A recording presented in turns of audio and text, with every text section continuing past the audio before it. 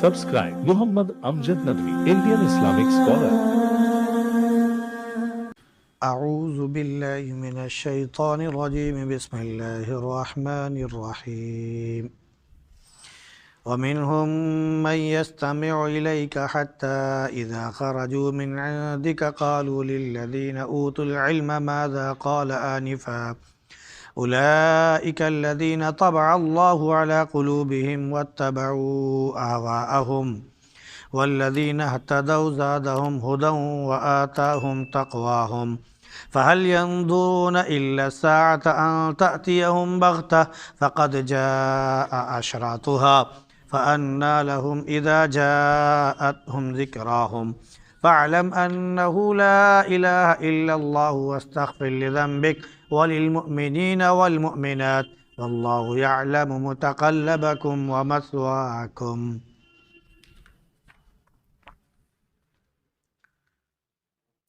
وَمِنْهُمْ مَنْ يَسْتَمِعُ إِلَيْكَ، ان میں سے کچھ ایسے بھی ہیں جو آپ کی بات غور سے سنتے ہیں، لیکن جب وہ آپ کے پاس سے نکل کر جاتے ہیں تو وہ ان لوگوں سے جن کو علم دیا گیا کہتے ہیں کہ ابھی اس شخص نے کیا کہا. یہ وہ لوگ ہیں جن کے دلوں پر اللہ نے مہر لگا دی اور وہ اپنے خواہشات کی پیروی کرتے ہیں، اور جو ہدایت پر آ گئے اللہ ان کو مزید ہدایت دیتا ہے اور ان کو ان کے تقوی پر قائم رکھتا ہے. یہ لوگ صرف اور صرف قیامت کا انتظار کر رہے ہیں کہ وہ اچانک ان کے اوپر آ جائے، تو اس کی شرطیں آ چکی ہیں، اس کی نشانیاں آ چکی ہیں، تو یہ کہاں بھاگے پھر رہے ہیں جبکہ ان کی پکڑ والی چیز ان کے پاس آ جائے گی. تو جان لیجئے کہ اللہ کے سوا کوئی معبود نہیں. اپنے گناہوں سے استغفار کیجئے اور مومنین اور مومنات کے لیے بھی استغفار کیجئے. اللہ تمہارے آمد و رفت کو اور تمہارے ٹھکانے کو جانتا ہے.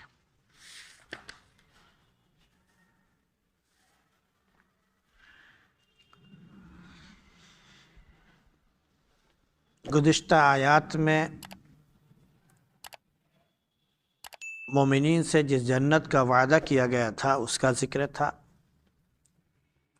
کہ اس میں نہریں ہوں گی جس کا پانی بدمزہ نہیں ہوگا، ایسی نہریں ہوں گی جو دودھ کی ہوں گی، ان کا ذائقہ کبھی خراب نہیں ہوگا. شراب کی نہریں ہوں گی جو پینے والوں کے لیے بڑی خوش آئند اور اچھی ہوگی، اور خالی شہد کی جو نہر ہوں گی، اور ہر قسم کے پھل ہوں گے اور رب کی جانب سے مغفرت. تو اب ذرا سوچے آدمی کہ جو جہنم میں ہمیشہ ہمیشہ رہے گا اور اس کو گرم گرم پانی پلایا جائے گا جو اس کی اتڑیاں نکال لے، تو کیا مومن اور اس طرح کا کافر جو جہنم میں جانے والا ہو، دونوں میں برابری ہو سکتی ہے؟ نہیں ہو سکتی.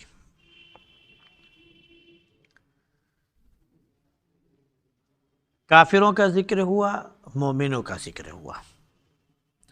دونوں کے ٹھکانوں کا ذکر ہوا. اب کافر اور مومن سے بھی کے درمیان میں کہہ لیجئے، ایک طرف خالص کافر اور ایک طرف خالص مومن، لیکن اب ان کے بیچ میں ایک شخص ایسا آ رہا ہے جو اپنے آپ کو ایمان والا بھی کہتا ہے اور ایمان کے آڑ میں اپنے کفر کو چھپاتا بھی ہے، جو حقیقت میں کافر ہے، اللہ پر ایمان نہیں رکھتا، لیکن بس دکھاوے کے لیے اپنے ایمان کا اظہار کر رہا ہے. یہ شخص منافق ہے. منافق جو ہے یہ کافروں سے بھی بڑھ کر ہیں، یعنی ایک تو ہے کہ اشد ترین کافر، سخت ترین منکر، اور ان سے بھی بڑا سخت انسان وہ ہے جو اپنے ایمان کا اظہار کرے لیکن کفر اس کے دل میں بیٹھا ہوا، گویا کہ وہ اپنے آپ کو بھی دھوکہ دے رہا ہے، اللہ کو بھی دھوکہ دے رہا ہے، لوگوں کو بھی دھوکہ دے رہا ہے. اس کا درجہ سب سے نچلے حصے میں ہے جہنم کے. تو اللہ نے فرمایا کہ کچھ ایسے بھی ہیں جو صحابہ کی فہرست میں شامل ہو گئے، یعنی اللہ کے نبی صلی اللہ علیہ وسلم پر ایمان لائے، اور وہ بہت غور سے بات سنتے ہیں جیسے صحابہ سنتے ہیں، لیکن جب وہ اللہ کے نبی صلی اللہ علیہ وسلم کے دربار سے جاتے ہیں اور یہودیوں کے پاس پہنچتے ہیں، عیسائیوں کے پاس پہنچتے ہیں، پھر آپس میں ایک دوسرے کے ساتھ مل کر مذاق اڑاتے ہیں، اور مذاق کس طرح کا؟ گویا کہ طنزیہ قسم کا مذاق۔ اجی ابھی ہم لوگ وہاں بیٹھے تھے تو اس شخص نے کیا کہا تھا ذرا بتاؤ تو۔ جیسے طنز ہوتا ہے نا کہ جس انسان کو حقیر سمجھا جائے اور پھر آپس میں بیٹھیں، اس کے بارے میں گفتگو شروع ہو، اچھا وہ صاحب ابھی کچھ کہہ رہے تھے، ہاں کیا کہا تھا انہوں نے، حالانکہ سب کچھ معلوم ہے کیا کہا تھا کیا نہیں کہا تھا، لیکن ایک استہزاء کے طور پر،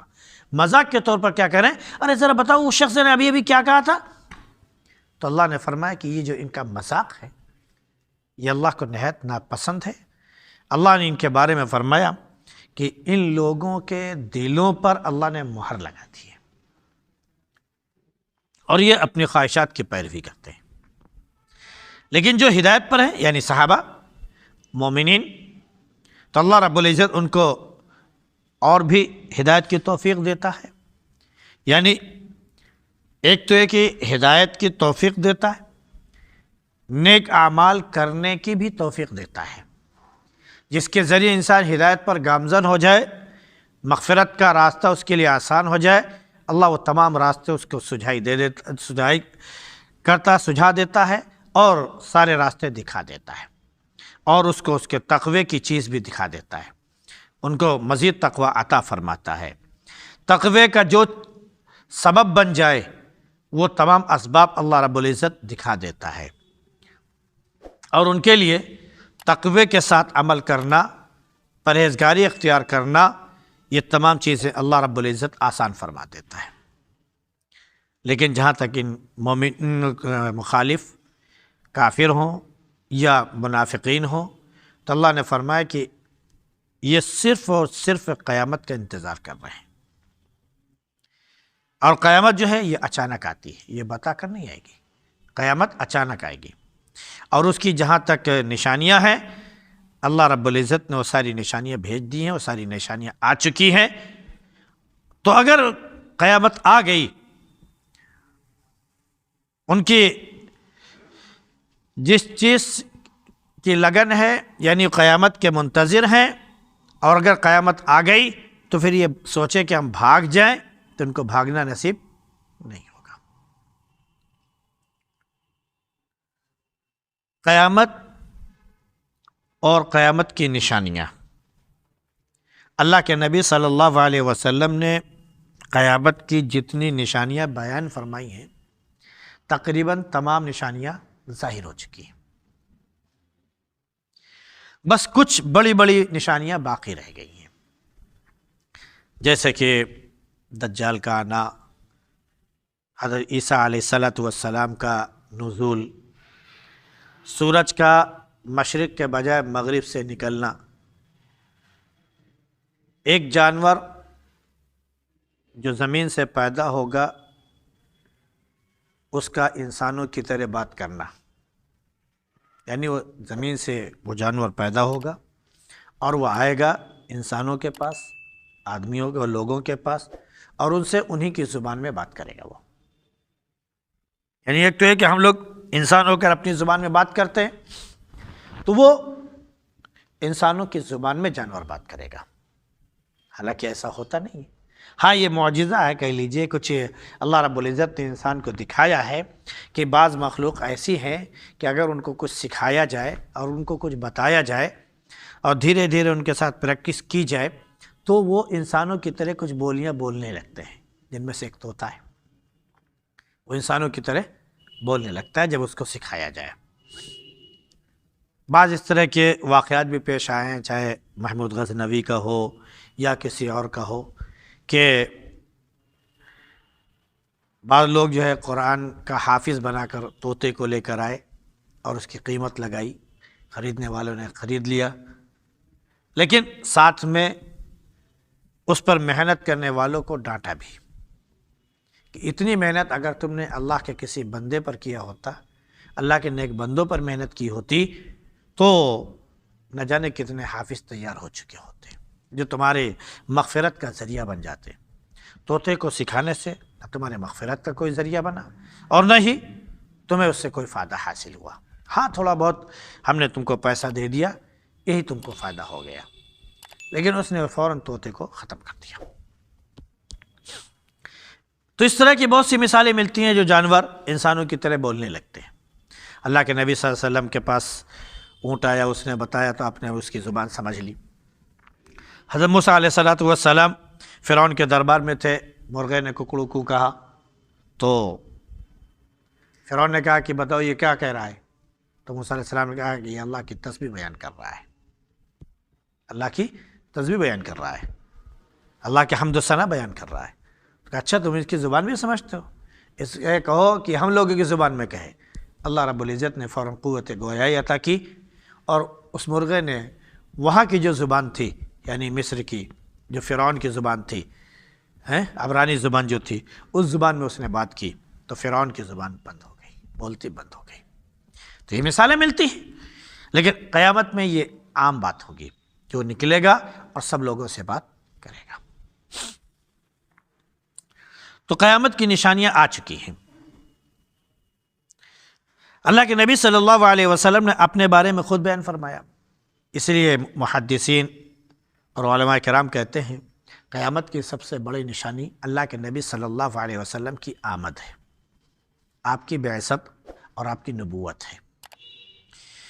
کیونکہ تمام انبیاء علیہ السلام آخری نبی کے منتظر تھے، انتظار کر رہے تھے کہ ایک نبی آئے گا جو سب سے آخر میں آئے گا اور وہ سب کا گویا سردار ہوگا،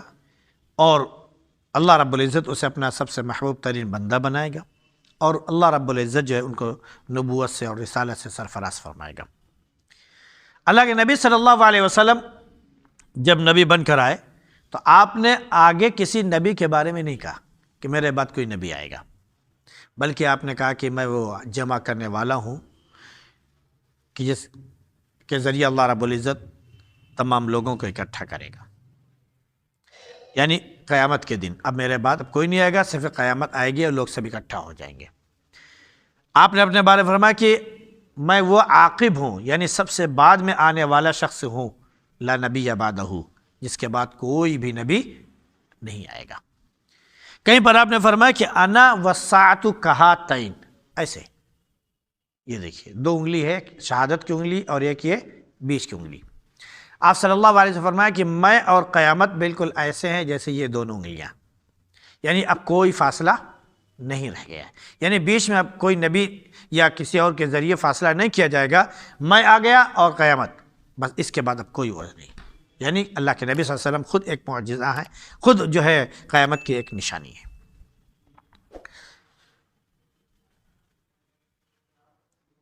اب جب قیامت آئے گی تو ان کو پھر کوئی چیز سجھائی نہیں دے گی، وہ اگر بھاگنا چاہیں گے تو ان کو کہیں بھاگنے کا موقع نہیں ملے گا۔ اس لیے اللہ نے فرمایا کہ سن لیجئے، جان لیجئے کہ اللہ کے سوا کوئی معبود نہیں، اور اپنے گناہوں کا استغفار کیجئے، اور مومنوں کے لیے اور مومنات کے لیے بھی استغفار کیجئے۔ اللہ رب العزت نے اپنے حبیب صلی اللہ علیہ وسلم سے بیان فرمایا کہ اپنے گناہوں سے توبہ کیجئے، اپنے گناہوں سے اللہ رب العزت سے معافی مانگیجئے، وہ معاف کرنے والا ہے۔ سب سے پہلی بات تو یہ معلوم ہونی چاہیے کہ نبی یا انبیاء علیہ السلام معصوم ہیں۔ ہم اور آپ یہ سوچیں کہ نبی جو ہے وہ گنہگار ہیں تو ہمارا ایمان خطرے میں پڑ جائے گا۔ نبی معصوم اور بے خطا ہے۔ اب جب نبی معصوم ہیں، بے خطا ہیں، تو گناہوں سے مغفرت مانگنے کا کیا مطلب؟ اس کو اس پر محمول کیا جائے گا کہ رب کریم جو سب سے بڑا ہے، نبی بھی اللہ کے حکم کے محتاج ہے۔ اللہ نے اپنے نبی سے کہا آپ عمل کیجئے، آپ توبہ کیجئے، آپ نماز پڑھیے، آپ کو جتنے اچھے اعمال کا حکم دیا گیا ہے وہ تمام چیزیں کیجئے، لیکن یاد رہے کہ اپنے کام کو، اپنے عمل کو آپ مکمل تصور نہ کیجیے گا۔ یہ سوچئے گا کہ مجھ سے کہیں اس میں چوک ہو گئی ہے، غلطی ہوئی ہے، یا ہم سے کچھ اس میں نقص ہوا ہے، یا ہم صحیح طریقے سے ادا نہیں کر سکے جیسے ہمیں کرنا تھا، نماز اس طرح نہیں پڑھ سکے جیسے پڑھنی تھی، زکوٰۃ اس طرح نہیں دے پائے جیسے دینی تھی، تمام اچھے اعمال اس طرح نہیں کر پائے جیسے کرنے تھے۔ لہذا اب جب یہ دل میں پیدا ہو جائے تو اللہ رب العزت سے اس کمی کو دور کرنے کے لیے، گناہوں کو معاف کرنے کے لیے اپنے رب سے دعا کیجیے۔ یہی اصل مقصد ہے، ورنہ نبی معصوم ہوتے ہیں اور ہم لوگ گنہگار ہیں، ہم تو سراپا کمیاں اپنے اندر، خامیاں اپنے اندر پاتے ہیں۔ تو اللہ نے فرمایا کہ اپنے لیے بھی اور تمام مومنوں کے لیے بھی اور تمام مومنات کے لیے بھی اللہ سے معافی مانگیے، مغفرت مانگیے۔ اللہ رب العزت تمہارے آمد و رفت کو، تمہارے الٹ پھیر کو جانتا ہے، تمہارے ٹھکانے کو بھی جانتا ہے۔ یہ الٹ پھیر اور ٹھکانہ یہ کئی اعتبار سے ہے۔ ایک تو ہے کہ بچہ ماں کے پیٹ میں ہوتا ہے تو وہ قلا بازیاں کھاتا، الٹتا پلٹتا رہتا، کبھی ادھر کبھی ادھر، وہ اس میں الٹتا پلٹتا رہتا ہے، تو وہ متقلبکم الٹ پھیر کی جگہ ہے۔ اور جب وہ ماں کے پیٹ سے پیدا ہوتا ہے، زمین میں آ گیا، اس کا ٹھکانہ بن گیا، گھر بن گیا، یہ اس کا مسواکم ہے، یعنی ٹھکانہ ہے۔ تو ایک تو مفہوم گویا یہ ہو گیا۔ دوسرا یہ کہ ہم دنیاوی لحاظ سے اگر دیکھیں تو ایک یہ ہے کہ ہمارے کاروبار کی جگہ ہے، شہر ہیں، علاقے ہیں، آدمی اپنا کاروبار کی نیت سے کہاں تک جاتا ہے، سفر کرتا ہے، پھر لوٹ کر اپنے گھر آتا ہے۔ تو جو کاروبار کی جگہ ہیں، جو بازار ہیں، جو شہر ہیں، دوسری جگہوں پر وہ سفر کرتا ہے، پھر پلٹ کر اپنے گھر آتا ہے، تو چاہے صبح کو دکان جائے، شام کو گھر آئے، یا یہ کہ اپنے کاروبار کی نیت سے کسی اور جگہ جائے، وہاں رکے چلا آئے، کسی شہر میں پہنچا، ہوٹل میں ٹھہرا، پھر وہاں سے چلا آیا، تو یہ آمد و رفت، یہ الٹ پھیر ہے، اور اس کا گھر اپنا ٹھکانہ ہے۔ تیسرے یہ کہ دنیا میں انسان جہاں بھی رہے، اٹھتا بیٹھتا ہے، کھاتا ہے، پیتا ہے، چلتا ہے، پھرتا ہے، جاتا ہے اور آتا ہے، یہ سب الٹ پھیر ہے، اور اس کا اصل ٹھکانہ مسواکم جو کہا گیا ہے، اس کا اصل ٹھکانہ قبر ہے۔ یہ دنیا اور قبر کے اعتبار سے، برزخ کے اعتبار سے ہے۔ اس کے بعد چوتھا مرحلہ آتا ہے کہ دنیا میں انسان اپنے عمل کرنے کے لیے،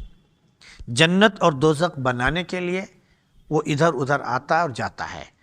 نیکیاں بھی کرتا ہے، برائیاں بھی کرتا ہے، اور وہ دنیا میں یہاں سے وہاں ٹھکانے بناتا ہے، جگہ الٹ پھیر کرتا رہتا ہے۔ یہ ساری چیزیں اس کے ساتھ ہوتی رہتی ہیں، یہاں تک کہ وہ آخرت میں پلٹ کر جب جائے گا تو اللہ رب العزت اس کو حتمی طور پر بتائے گا تمہارا کمانا، تمہارا رہنا، تمہارا کھانا، تمہارا پینا، تمہارا کاروبار کرنا، تمہارا دنیا میں رہنا اور تمام اسباب کا اختیار کرنا، وہ اللہ کے لیے تھا یا اللہ کے لیے نہیں تھا، اللہ کو کیا بولتے ہیں کہ راضی کرنے کے لیے تھا یا اللہ کو راضی کرنے کے لیے نہیں تھا۔ لہذا جس اعتبار سے تم نے وہاں پر عمل کیا، وہاں پر جو بھی تمہارا الٹ پھیر رہا، اللہ اس کو بھی جانتا ہے، اور یہاں پر جب تم قیامت کی طرف آ گئے تو اللہ رب العزت یہاں پر تمہارا ٹھکانہ بھی جانتا ہے کہ تم جنتی ہو یا یہ آخری ہے۔ واللہ یعلم متقلبکم ومثواکم۔ اللہ رب العزت ہم سب کو دنیا میں اچھے اعمال کی توفیق نصیب فرمائے اور آخرت میں ہمارا ٹھکانہ اچھا بنا دے، یعنی جنت میں ہم سب کو داخل فرمائے۔ سبحان اللہ بحمدی، سبحانک اللہم وبحمدک، ونشہد ان لا الہ الا انت نستغفرک ونتوب الیک۔